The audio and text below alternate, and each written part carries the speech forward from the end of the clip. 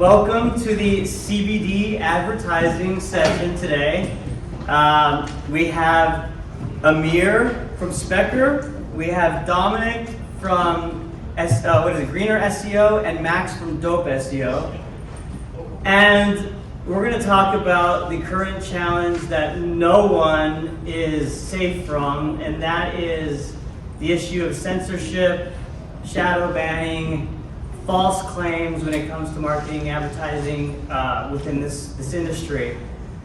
And to kick things off, first, me introduce myself. My name is Kevin Carrillo, based here in Dallas. I have a podcast called Cannabis Connects. I've done over 280 episodes, so I appreciate it if you guys checked it out. We're everywhere on YouTube and on all your platform stations and stuff. So check it out. But the one thing we'll kick off this conversation is, in December of 2021, Weed Maps was kicked off of Instagram.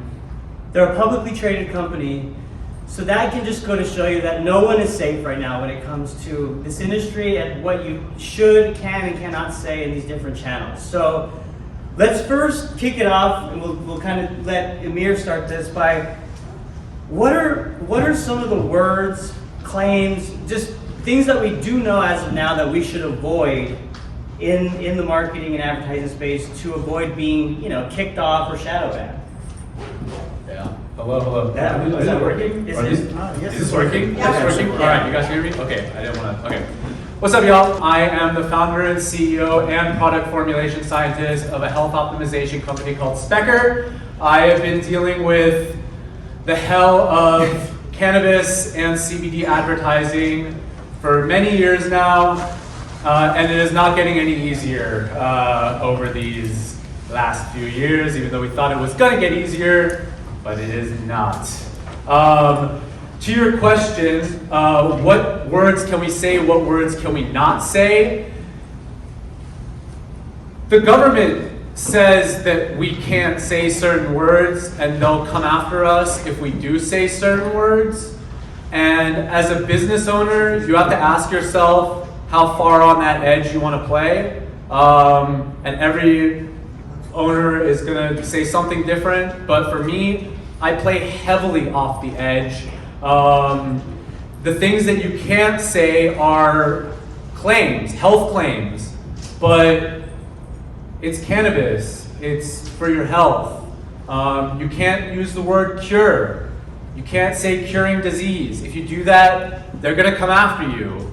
And when I say they, the United States government, the FDA just sent, I think it was 7 letters to different companies that were just making COVID claims about the CBDA that was supposedly treating COVID.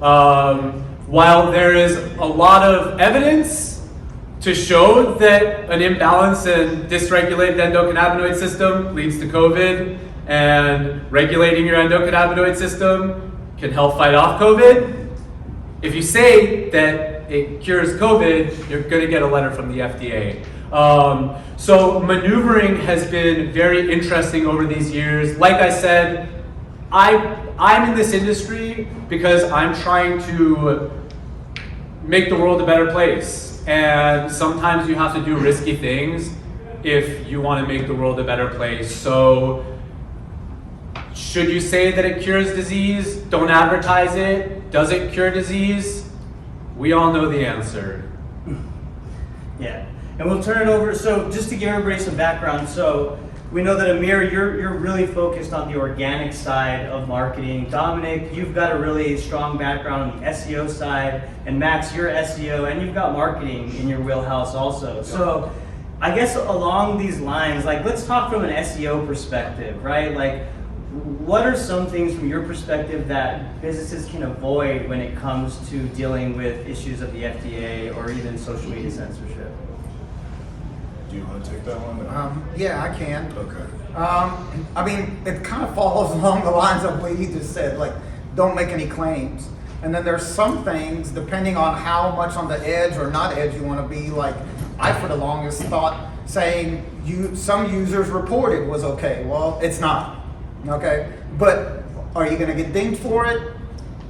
it just depends on how risk adverse you want to be on it. So from an SEO perspective, where it comes into play is your content, the information that you're creating on your website, and even your metadata, like your title tags and your meta description. You can't, because I could not put it in the article, but I could say cures insomnia, for example, in the title tag.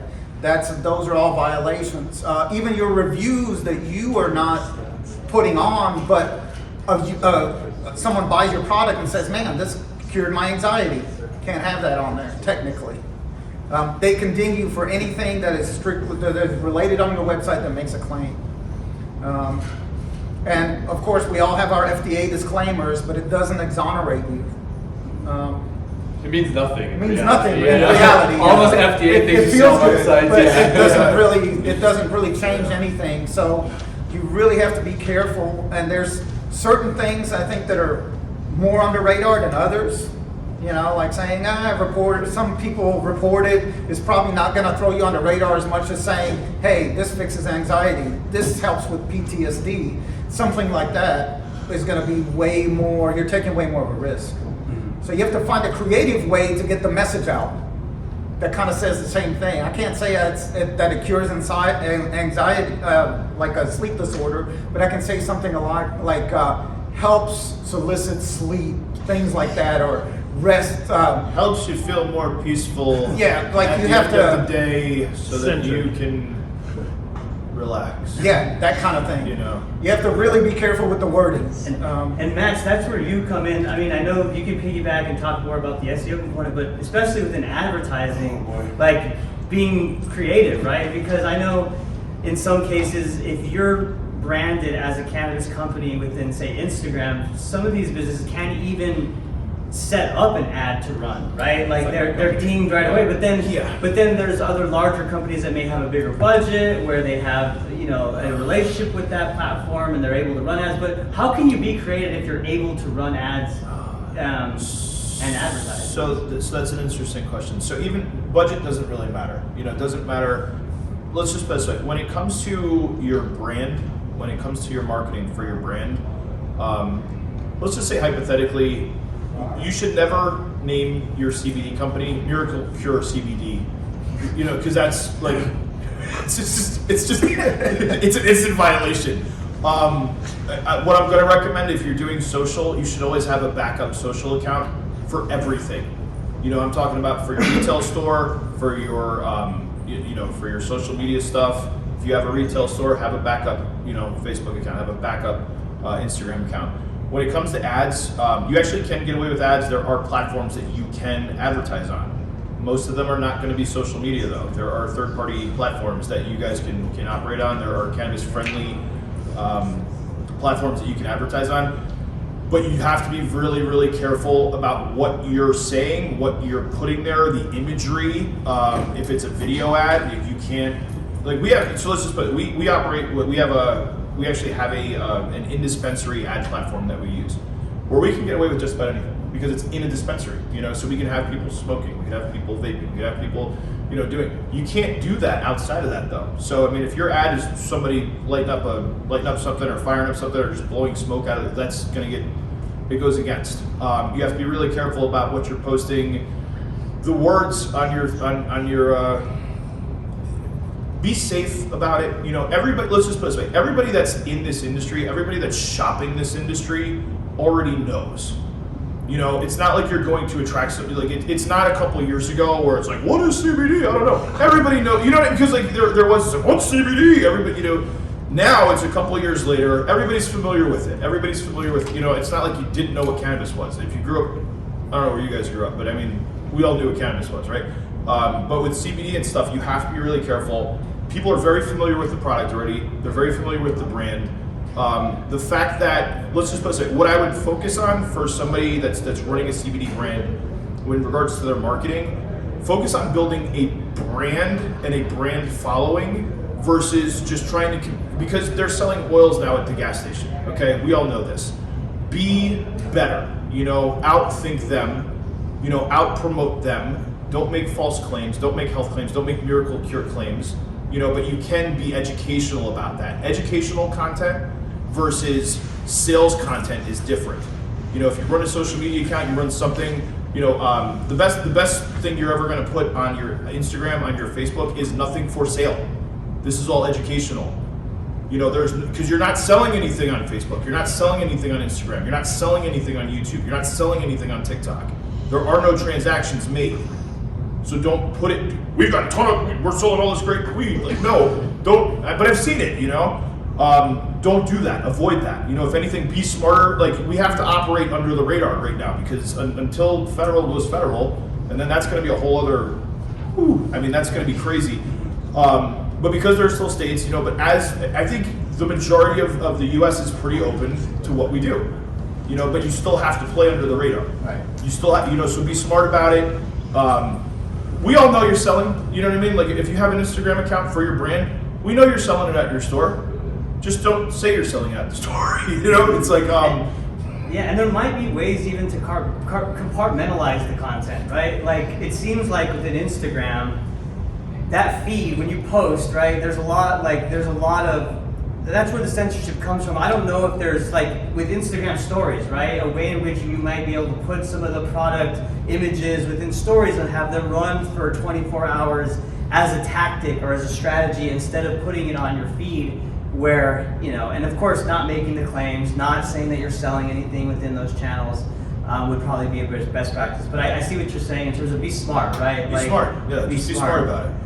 You know, I'd like to add one of the ways that I've found a really efficient way to circumvent a lot of the direct claims is what I said earlier, is that phytocannabinoids are not curing COVID.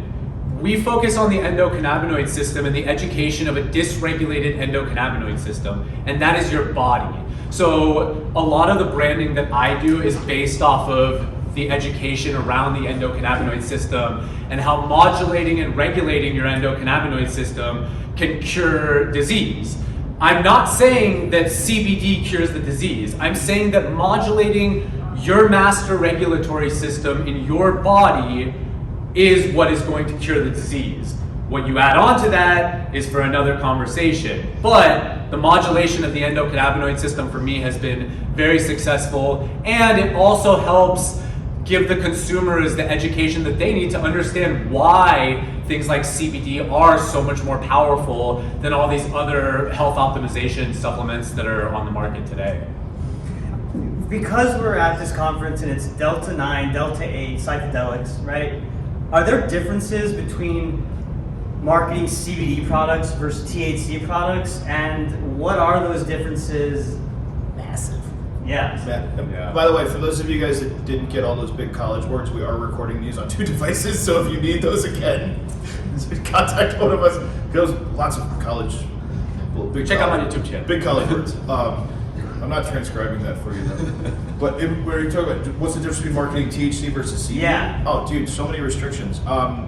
So I work in both spaces, and I can tell you this: like, when you're, for one, you're not selling THC products online. You're just driving traffic to a store. You're driving traffic to a retail store. You can't ship out of state federally. Like, you go to, you know, I'm saying we are recording. You can't ship in state. I was just gonna say. Yeah, like, you have to come pick up. So, you know, so basically it's all driving traffic to a location.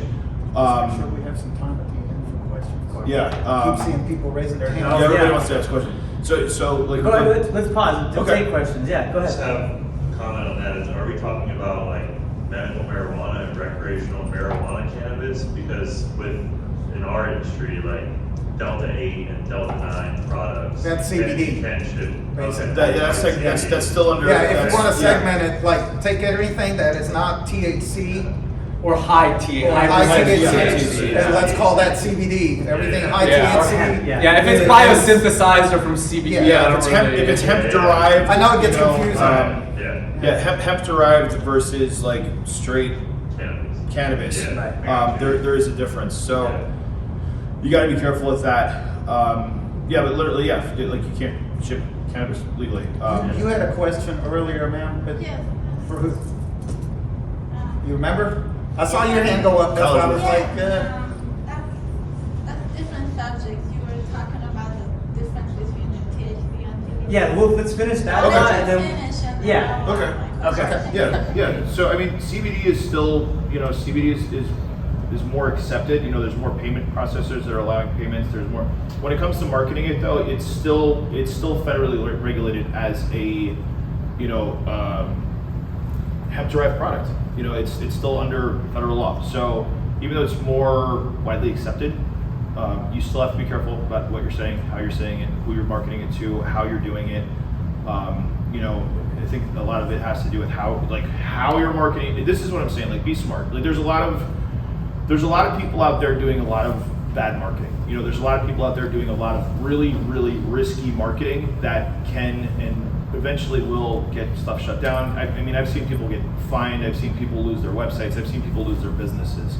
And I'm not talking like $1,000 a month. I'm talking like hundreds of thousands to millions of dollars a year in online sales because they're making claims that they shouldn't make.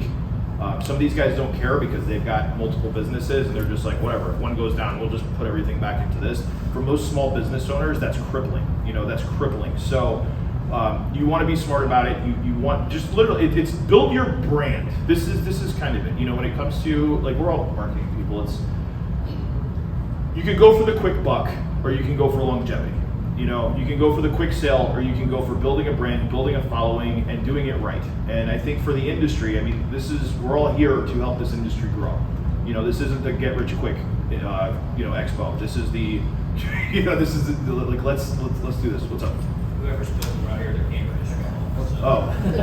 Okay. Yeah, did you want to ask your question? Go ahead. Thanks for the heads up. Hey, shout out to you, man. One of the most challenging that I have as a business owner, I can control what I say, but I can't control what my patient or my client say, because we keep asking for reviews everywhere on the website, on our Yelp, on Google, and I'm also a pharmacist. Okay. And we're actually targeting the pain, And when I ask for reviews, they say, oh, she did a great job in pain and just gone. I'm like, okay, what am I some of the reviews I'm not even able to delete them because they're Yelp reviews. And on the website, it says verified buyer. It says she did a great job in neuropathy. And how can I deal with this? I mean, this is not something I have control over. That's the fine line you have to walk. Yeah. And you have to look at it as a form of civil disobedience. You're not in a fully legal industry still. So, like I said, if you want to be in this industry, you've got to act in civil disobedience at times. In 10 years, we'll look back at those things that you said now, and you'll be like, wow, I can't believe we lived in a time like that. But to get to that future time, there has to be people like us who will take that risk. And if we don't take that risk, then we'll never get the industry to the place where we want it to be. So if you hear those claims, I say, I'm just like, yeah, the reviews are the biggest things for my company. When people write all those reviews and people are going and seeing those, I'm not going to delete any of them. So Is your platform, what's your website on? Hempeuticpharmacy.com. Is it a WordPress site or is it? It's a WordPress. Okay. So for one, if you wanted to do something, you could probably fix your reviews that come on the website. I agree with what you're saying, but I think you could edit reviews, those, yeah. and then if they ever came at you and said, look, I did what I could, okay, which is Yeah. control my own property. Yeah. Hey, if you want to get this removed from Google and Yelp, be my guest, because I can't get any reviews removed from there, no matter what I do. Right. So you can kind of do your part and still have the rest out there because they're beyond your control. It's not your That problem, one- Yeah. That one you could control if you wanted. Yeah, Yelp is a third-party platform, though, so you have no control over what anybody says about your Exactly. business there. I mean, people leave bad reviews or good reviews on businesses all the Exactly. time, and Yelp is a nightmare to work with either way. So, Yeah. So is I Google. just Yeah. had a question on Yelp from one of my patients that they're asking, does this specific product help me with my neuropathy? And am I going to use the tincture and topical at the same time?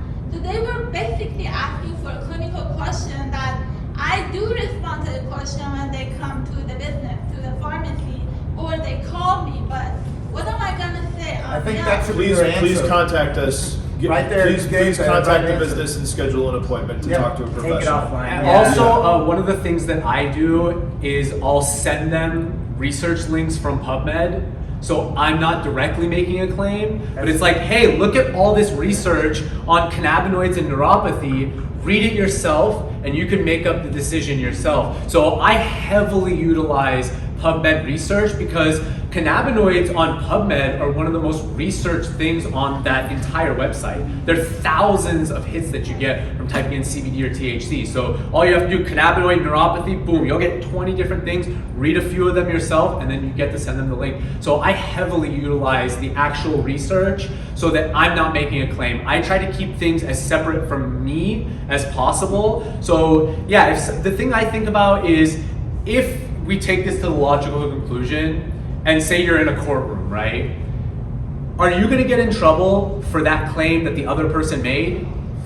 Can't control what they're saying. That's very, that'll be very arguable thing in a court for you to get in trouble for somebody else saying that they cured their cancer with your product. So I'm always thinking about the logical conclusion of what a lot of these claims would be, which is, okay, we're in a courtroom, there's a judge there, what's gonna happen? And in that case, I just don't think that there would be that, like, I don't think that you can get in trouble for something like that. Yeah. We have some more questions over here. Go ahead. Yeah. Yeah, so, you guys have talked a lot about when marketing, right, how to word it when referencing CBD in terms to like the health benefits of it and things like that. When we talk about the hemp-derived THC, in your experience, have you done or put together any campaigns that don't necessarily market it in that manner, but more as like an alternative, a recreational alternative? What are your thoughts on that? Then it's gonna be More the same as the lifestyle, THC yeah, regulations. more lifestyle than you're falling under THC regulations. You got to be careful. You got to be careful. Like, don't do anything crazy. Just The thing there's a about way to do it without doing it. There's a way to show it without showing it. There's a way to write it without writing it, and that's really the best I can say. Don't light up and be like, you can't be Gary Chambers. You know what I mean? Like, don't do this. The senator, he's running, right? Oh yeah. You can't be Gary Chambers like smoking a blunt in your ad for your product. Don't advertise it as weed light. For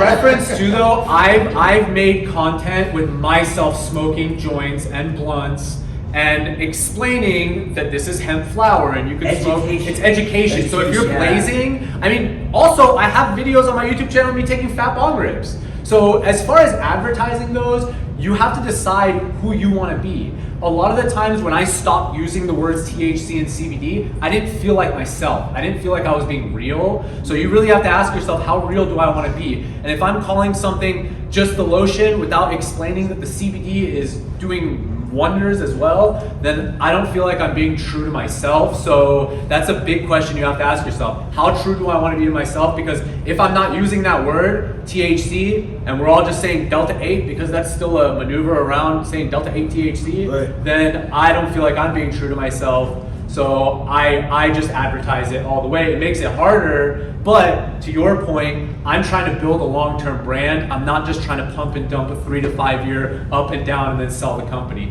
So if you're trying to build a brand, then be the truest version of yourself. Flip side of that, though, is if anybody saw it, Weed Maps did do a commercial where they have broccoli. Broccoli, The broccoli. Yeah. If anybody saw that, it's broccoli. And the, And and the broccoli says, we all know what I represent. But for this video, I am broccoli. And that was genius. That was It was. humorous spin to it. But they still got rejected. The ad still got rejected. So that's what I'm saying. It doesn't matter how you maneuver. They're still gonna reject you. So I've been rejected. Like, I've been rejected so many times for doing these maneuvers of not doing exactly what I'm doing or saying what I'm saying, and it doesn't turn out better. It just turns out like you just succumb to the powers that be and you're not yourself anymore. Go ahead. Hi, so I had just like a couple of comments and just a question to ask. So I know that you said you couldn't use the word cure, but a lot of times in the healthcare industry and the medical industry, we use the word alleviate. Is alleviate a better word? Because I feel like patients, they like help, but if you kind of put some like medical research or like even some technical. You can't use that word either. You can't. Technically, you can't. You can't make, that's a health claim. That's a health. Yeah, so You can't use technically, alleviate, just health. technically you can't, that's why for me, I think, okay, if I can't even say alleviate, Right. you might as well just go all in. Okay. Or like instead of cure, I'll say it reverses symptoms 100%. Gotcha. What does that mean? Yeah. Take it as you will. And then, so my second part was also, as you mentioned, like, I know we've seen CBD everywhere, you know, from gas stations to like little pop-up shops. I mean, I went to a scrub store and they're selling like CBD, MD. Yep. So, from a different standpoint, when I did more of like the med spa stuff, a lot of stuff we did when we were marketing is like we used the medical grade term and then kind of like tried to sell, I guess, some of the key ingredients in those products to kind of upsell. What do you guys see as far as like if someone asks what's the difference between getting a CBD that's called CBD MD versus one from a gas? Oh, I want to answer this. Matt, it's all you. Do you trust the egg salad sandwich at the gas station? That I don't. Okay, so People think I'm not creepy or anything. no, nobody should trust the egg salad sandwich at the gas station. Unless there's a closed restroom by. That's just lucky. You know, so I think with that it's kind of like, listen, like, yeah, you can buy it from the gas station if that's your only option, you know. But realistically, it's like, would you rather eat the egg salad? Would you rather go get a real sandwich? Like, do you want, you know? I think it boils down to quality. It boils down to what's going to set your brand apart, you know, because obviously like the stuff they're selling at the gas station is the lowest quality you're going to get. Like, it's, what's the difference? And this is where once again it goes back into education. What is your process? You know, I met quite a few people that explained their processes to me. I'm like, wow, I really like, here, try it. I'm like, you know, this is really great. You know, versus like low quality CBD oil. So it's that's where the education comes in. You seem to know what you're talking about here. So I feel like you can be like, this is crap, this is good, and this is why this is better than this, and this is why you shouldn't try this because this is going to give you bad reaction, or just like no reaction versus, you know, paying for that. Can I add something? Yeah. One of the things that I also have an online CBD shop, so, and we kind of try to go not so down the recreational road because I don't want to compete with Chevron. You know, everybody's selling that stuff. So one of the things that I try to do is keep my dosages at kind of a medicinal level, even though I don't say it. I don't sell 10 milligram gummies or 25 milligram gummies. Mine start at 50 and go to 100. Yep. Okay, because the person that's going to use that is going to get an effect. Of course, quality is important, like who you're dealing with to formulate your product. Good COAs, but COAs are another conundrum because you can go to 3 labs and get totally Lab different shopping. results. Yeah. Right? So it's like a lot of it is like, I have an in-house tester to my wife. I give her the stuff. She has a tolerance that's through the roof for everything. So when she says it's good, I know it's gonna be good and you're gonna have an effect because I'm also looking at building my brand and long-term reputation. I don't wanna sell you something where you're like, this stuff doesn't work. It doesn't just devalue the industry, it also devalues my brand and you're not a repeat customer. Detracts, right? Yeah, we have crazy amounts of repeat customers. Why? Because I make sure that the product that I sell has been tested, it's consistent, and it's of a grade high enough to give you the result that you want. I don't have to claim anything. If you take that thing at night and you go to sleep on my D8 gummy, guess what? It works and you're gonna get more. That's true. So that's my answer to that is like, how do I position myself to not have to deal with everybody in the world? And also you said medical, you can't use that word. No. I gotta go away from that. So, but like, I would, to me, again, I say, why not? You can't use the word medical because the government has monopolized that word. To me, I think that, okay, the government has monopolized a lot of language. I don't want them to have that monopoly anymore. And if you don't want somebody to have a monopoly, you gotta start competing against them. Can you use holistic?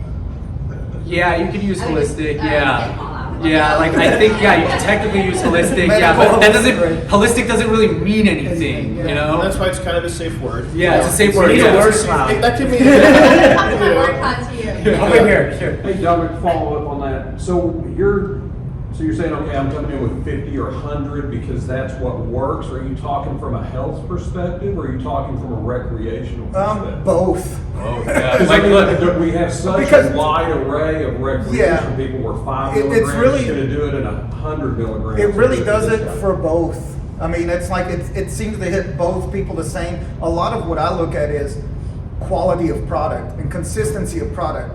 Because if I start hearing, and we've had this happen, I had to cut the supplier off. He said, hey, I took one gummy, it was great. I took another one, it was shit. Yeah. And I'm like, I heard that twice. I'm like, that's it. Yeah. This is over with. Yeah. Because they're not consistently producing a quality product, and my name is on it. So I'm the one that looks bad. So, you know, we went back out and reached out to those clients and let them know, hey, look, these guys are gone. I have a new supplier. Here's some free stuff. Give us another chance. But like, that's more, and it's also like, I don't want you to be able to shop me at the Chevron station. So I try to keep it, they don't sell 50 milligrams and 100 milligram products. No. Because they're selling at, I can buy this for $6 and sell it for 20. And that's all they're worried about, is that span. I don't look at it that way, because this is, again, it's a long-term business for us in the long run.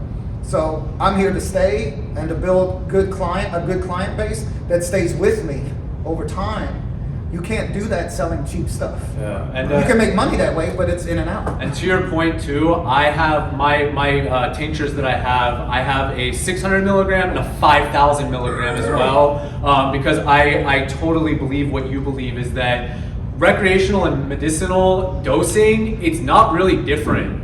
But the problem is, in the industry, a lot of people who don't have the anecdotal evidence, like what you said. Yeah. My wife, if she says it's good, I'm gonna do it. That's the same with me. The way I formulate my products and accept them 100%, if it works on me, because I have the highest tolerance out of anybody I know, then it's gonna work for everybody else. I know my But that's tolerance is anecdotal. low. That has nothing to do with research. When they look at the research says, oh, there's 10 milligrams, it does this, 20 milligrams, it does. So then they just add that in there, and then people say, it didn't work. I mean, how many people have heard, oh, the CBD product didn't work. That CBD product, I hear from so many people, oh, I don't use CBD. I don't want to use your CBD. It's not going to work. And then I'm like, listen, take this 5,000 milligram, take 2 droppers. It's 250 milligrams.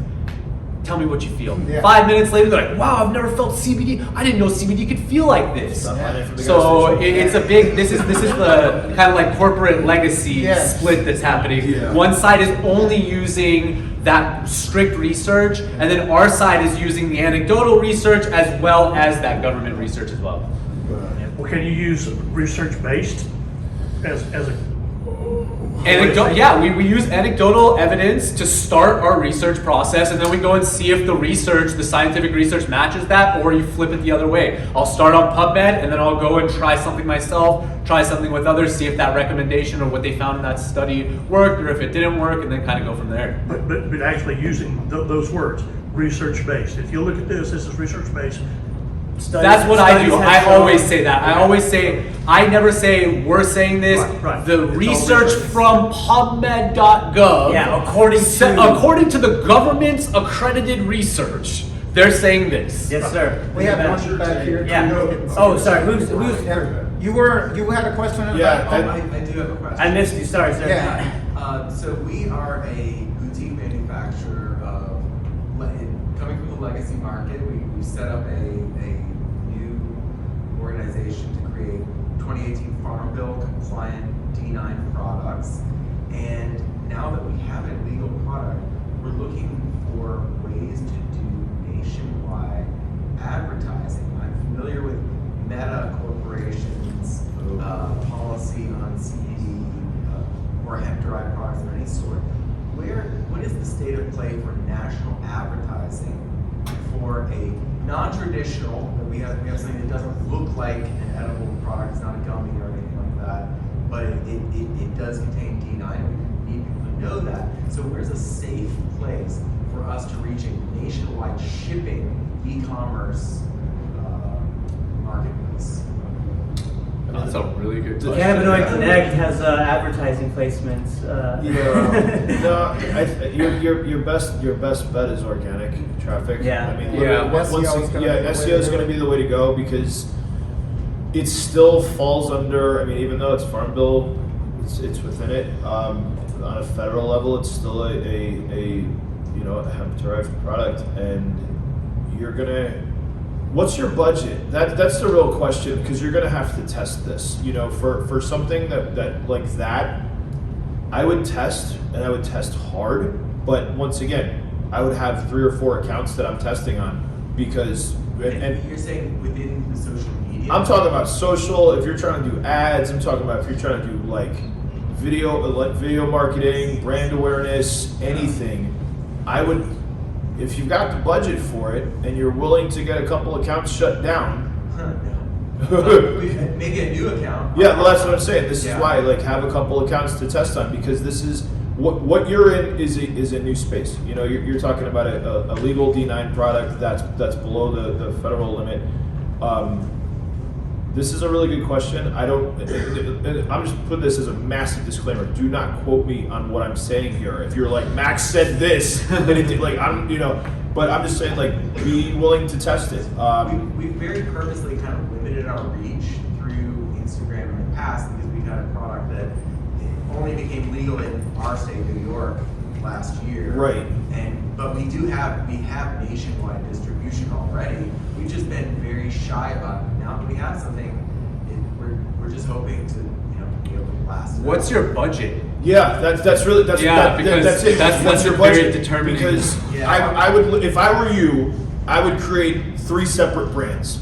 But if you don't have, like, if you have my budget, you're not gonna do that. Right. So there's a disparity between how much you want to spend every 30 days in. I would. Yeah, just trial and error. So you're gonna. So if you want to go down that road, that means you're gonna be losing a lot of money to test. What is an appropriate budget to look at national?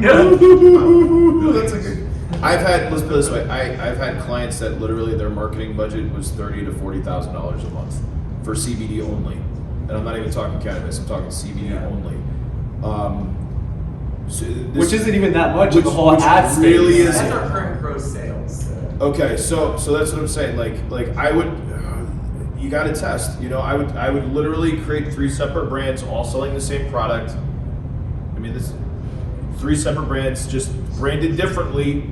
You know, and test it and see which one, and devote. Like I've been marketing strategy A, marketing strategy B, marketing strategy C. If one goes down, you still got 2.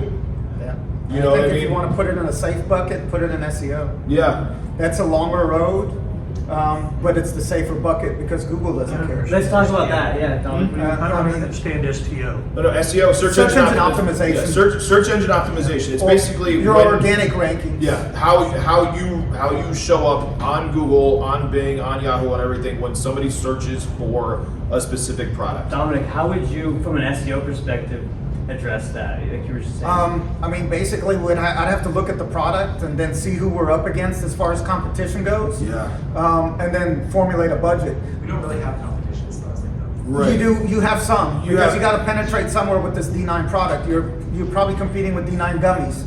It may not be a gummy, but you're gonna want to rank on similar terms to that. Right. Because this is the other thing, right? This is where like you have an even harder road than everyone else because you have to educate people on this brand new product that is. We're not THC, but we are THC. We're not is, Delta 9, but we are Delta 9. It's unknown, right? So if it was a D9 gummy, it'd be simpler because people already those search terms are coming. Yeah. They're familiar with it. They're looking for it. I have a D9 product myself, so I'm somewhat familiar with that aspect. But if it's a brand new product, you almost kind of need to see what is it like that currently exists, set up those keywords, and try to rank over there because you're basically going to try to cross-sell those people. They may be looking for a D9 gummy, but I got something better. So you want to rank on the D9 gummy side and switch them over to this better product that you have. Once you have them and the product's truly better, you should be able to retain that client, right? So it's a little bit even more of a challenge than going down something that is known because no one's searching for it. So with this though, are you able to ship it? Yes. Okay. Are you getting third-party like reviews or anybody else? Have you sent out samples to people to review for you on their like review channels? Not yet. No. I would influencer marketing. I would say for you, I would do influencer marketing to get the name known, to build the brand. Because if you are able to ship, and is everybody familiar with influencer marketing? Should we cover that real quick? you know, influencer marketing is a big thing in this space. Like there are, I don't know how many there are, but I mean, you've got it's like I like to smoke and I like to make videos, so it's pretty much what it is. And they'll do the unboxing, they'll go over your packaging, they'll try the product, they'll do that. By the way, this is a free $25,000 consultation right here that you're getting, because this could blow up your business. No, because for real, like if you do it with influencer marketing, like some of these guys and gals and non-binary people have a massive following that can at least get your brand in front of them, so it brings the brand awareness to your business. And they can, and as a third-party reviewer, that's not your brand, they can talk about this is D9, that's not D9, that's legal to this, and they can say all that. As long as you're not using that on your own platforms, they're doing it on their own, you should be in the clear for a lot of things. And I mean, hell, let's put it this way, I've had clients before that never did any marketing for themselves, literally drove all of their traffic from influencer marketing, because they're sending out samples, they're sending out stuff for other people to try, other people are trying it and talking about it, but they're going after people with large followings that go, this is awesome. You should try this. You don't even need to do cannabis. I've utilized influencer marketing to grow most of my company on that side, and you don't have to go for cannabis influencers. Actually, I would not recommend going for cannabis influencers, because most people who are following them, they don't give a shit what they have to say. Go for the athletes, the people that do different cool things that have followings. So I'm an athlete, so I just started sending products to all my athlete friends, and then the ones that liked it came to me, and we started working together. So you have to ask yourself too, like, how much money do I want to put into that? My recommendation is to find, like, we live in a world now where I'm assuming you have some friends who have followings, right? Start there and kind of go from there. That's how I did it, because when you start with influencer marketing without knowing the background one-on-one with influencers and how they're really thinking, you're gonna get screwed as the owner of the company doing the influencer marketing. You're gonna waste thousands of dollars, and then you're gonna look at your analytics and you're gonna see that it doesn't translate at all. So influencer marketing is definitely the way to go. And the thing with, I was selling THC with my last company, and influencer marketing with THC compared to CBD is like night and day. You'll find like 99% of the people that will rep CBD won't rep THC. So that's a very big roadblock that you'll have to deal with. Also, I was gonna add that take your phone, put yourself in front of the camera, and just start making clips. I do that all the time, just quick education. Make a documentary. You can make a documentary on your phone. You can edit your documentary easily. Put it on YouTube, put it on different platforms. Make a story out of it. Shorts. Yeah, make a story out of it. So what I do, like I just released a documentary called From Hemp to CBD. It's a 45-minute documentary, and then I clipped out a bunch of clips, 15, 30-second clips, and I'm just constantly posting those everywhere. And those, it circumvents the regulation. So I'm noticing a lot of the times the algorithms and these robots that are like seeing what's going on, when you're talking in front of your camera about this stuff and just doing it quick, it doesn't get it as easily and fast. So I've had videos on TikTok go viral where I've had millions of views on the TikTok videos. I didn't write CBD, but it was still through my company. So these avenues are still very valuable. And the one thing I would just add as we close out is consistency. I think in your marketing strategy, like once you've deployed it and you're creating content, you know your niche, you know your messaging, you know what you're producing, just stay consistent with it. I mean, like we talked about earlier, advertising is a challenge right now, paid advertising for cannabis and CBD, so organic is really the way to go, and being consistent with that every day.